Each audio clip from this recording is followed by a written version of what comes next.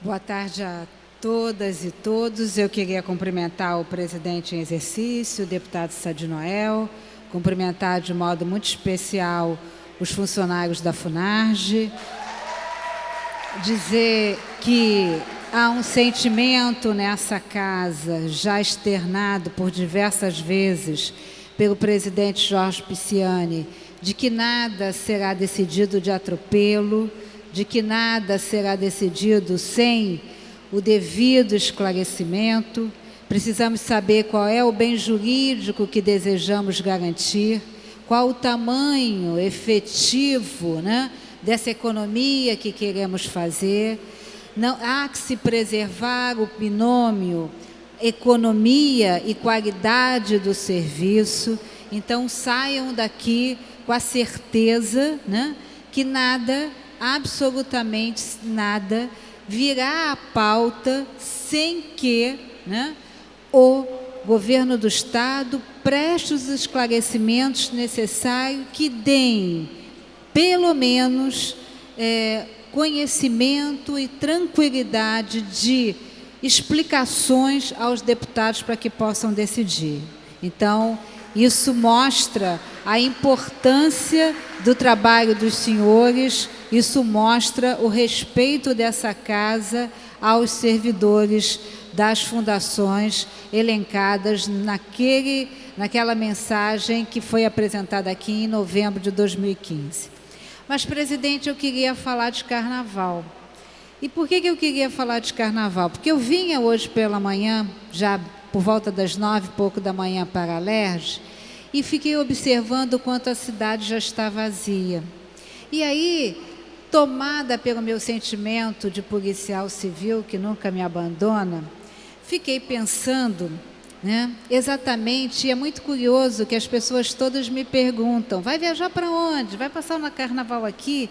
E eu sempre digo que eu passo o carnaval no Rio de Janeiro. E eu já não sei mais se passo o carnaval no Rio de Janeiro porque gosto de ficar no Rio de Janeiro ou se é um vício de 32 anos de polícia, porque não podia me ausentar do Rio de Janeiro em razão da minha função policial nos períodos naturais em que as pessoas gostam de viajar, que são os grandes feriados. E aí comecei a vasculhar minhas anotações, os jornais, porque é carnaval para todo mundo, menos para determinadas profissões, dentre elas os servidores policiais. Vamos colocar também os bombeiros, os profissionais da área de saúde, os profissionais da assistência social, a guarda municipal, alguns segmentos da prefeitura, mas fui eu encontrar uma matéria que indicava uma intenção da Defensoria Pública, e quero dizer que tenho o maior apreço pela Defensoria Pública, integro a Frente Parlamentar de Apoio à Defensoria Pública, como ex-chefe da Polícia Civil, no período que fui chefe da Polícia Civil, contei com o apoio da Defensoria Pública para o esvaziamento das carceragens de uma forma definitiva. A Polícia Civil do Rio de Janeiro é uma das poucas do Brasil em que não há presos nas delegacias de polícias, ao contrário de muitas polícias civis do Brasil.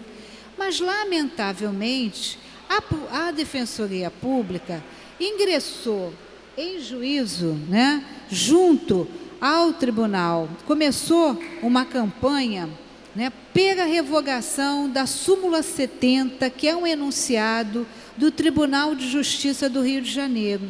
E esse enunciado diz o seguinte: será considerada a palavra do policial, mesmo que esta palavra seja apenas o único testemunho que se tenha na ação penal. E, lamentavelmente, provavelmente mobilizada por uma reportagem de um grande jornal de circulação, que mostrou alguns equívocos de que eu não posso dizer apenas do Poder Judiciário, mas seja da investigação e que passou pela polícia, passou pelo crivo do MP e passou pelo crivo do Judiciário, hoje a Defensoria quer que essa súmula seja desconsiderada. Então, vai fazer uma campanha, ou está fazendo, não ficou muito claro na matéria, já pensou se fosse com você. E aí eu comecei a me colocar nesses 32 anos de polícia e me colocar na figura dos policiais civis e dos policiais militares. E me colocar, por exemplo, numa semana de carnaval, onde, por exemplo, possa ter acontecido um ato de uma violência sexual contra uma criança, e estou vendo o tio Carlos, que agora preside essa sessão, que é um fiel defensor das crianças, um lutador contra o abuso contra as crianças, o abuso infantil. Tio Carlos sabe tão bem quanto eu que é muito difícil para uma criança verbalizar a violência que ela sofre. E às vezes, num determinado momento, ela só consegue falar naquele momento. E às vezes ela não consegue falar para sua mãe. E vamos falar a verdade, que muitas das vezes as mulheres não querem ouvir a verdade. Têm dificuldade de ouvir que o autor daquela violência é o seu parceiro. E ela fala, por exemplo, para uma mulher policial. Fala, por exemplo, para uma inspetora. E a única voz dessa criança é uma policial. Ou pode ser, por exemplo, uma policial militar numa UPP, que pode estar desenvolvendo um trabalho com a comunidade e pode estar ouvindo essa história de uma criança e depois levar, por exemplo, essa história para o Conselho Tutelar, que leva para uma delegacia de polícia. Então, se isso não for considerado, o que vai ser dessa criança? E os casos de milícia? Ou nós não ouvimos e não lemos, não ouvimos rádios e não lemos jornais e não sabemos que muitos dos casos de milícia, há um caso notório, ainda em andamento, que a única testemunha viva é um delegado de polícia. Então, hoje, por força desse enunciado, a única testemunha viva é um policial. Se vingar esta campanha, essa quadrilha de milicianos jamais será julgada e condenada, porque a única voz é a voz do policial. Se a voz do policial deve ser desconsiderada, então não há por que se buscar uma condenação. Então vamos continuar deixando, né, que não será a classe mais privilegiada que vai ficar refém dessa situação. Vamos continuar deixando em regime de escravidão, em total subserviência, lamentavelmente, as classes menos favorecidas. E o que fazer daqueles que estão subjugados pelo tráfico de drogas? E o que fazer das comunidades onde não há soberania, onde impera o tráfico de drogas, onde o traficante escolhe a adolescente mais bonita? Onde uma informação que é passada no meio de um patrulhamento, sobre um determinado traficante, que dá essa informação dada a um policial militar, que é levada a uma delegacia de polícia, que origina uma investigação e que culmina com uma busca e apreensão que possa ser exitosa, não vai ter valor porque a voz do policial é que é trazida aos autos?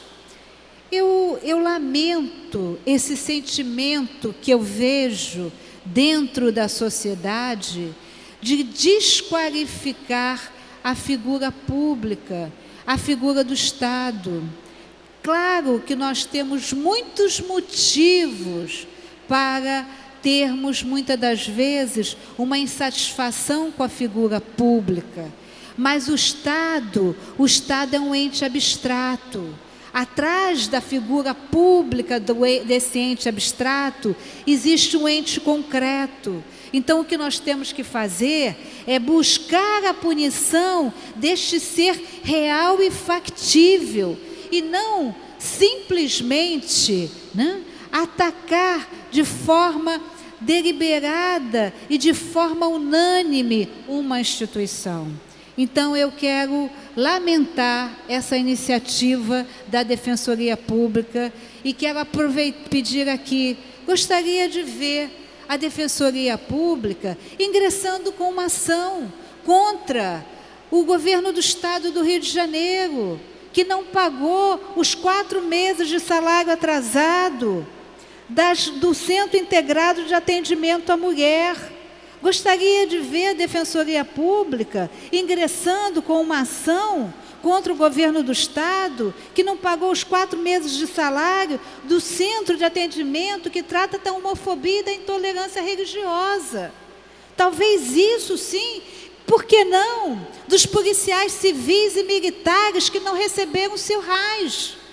Por que não dos policiais, daqueles terceirizados que prestam serviços nas delegacias de polícia, e não numa campanha que quer desvalorizar a figura do policial? E eu quero me despedir desejando um bom carnaval para todos, mas um carnaval melhor ainda para aqueles que, ao contrário de nós, e eu que já estou do lado de cá, já sou uma servidora aposentada, para aqueles que, ao contrário de nós, vão estar trabalhando nos dias de folia. Obrigada, presidente.